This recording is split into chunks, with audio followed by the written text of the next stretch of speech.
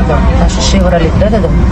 Bizani yo'llarimizga eng zo'r shu mashinalar dedim. Bugungi mavzuda mashhur xonanda Munisa Rizayeva hayotidagi qiziqarli holat. San'atkorning aytishicha, u kun davomida 5-6 ta to'ylarda ishtirok etadi. Biroq yo'llarning yomon holati sabab shaxsiy avtomobilini asrashga to'g'ri kelgan. Shu bois u ba'zan yordamchisining mashinasidan foydalanayotganini ham aytib o'tdi. Endi esa ushbu holat aks etgan videoni tomosha qilamiz. Biz shu kun to'y xizmatlarimizga Tracker mashinada chiqdik. Bilasizlarmi nimaga?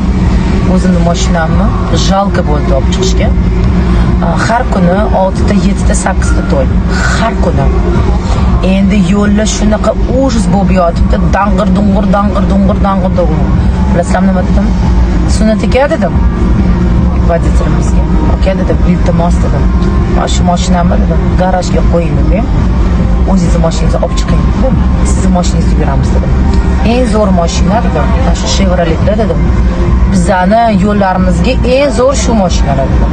Iltimos, mazza qilib o'zingizni mashinangizda cho'qirlarga tushib, mazza qilib yuramiz dedim. Meni mashinamni xadovkani o'ldirmaydi dedim. Mashinani parkovkaga qo'yib, Trackerda chiqdim. Mazza qilyapman. Zo'r mashina.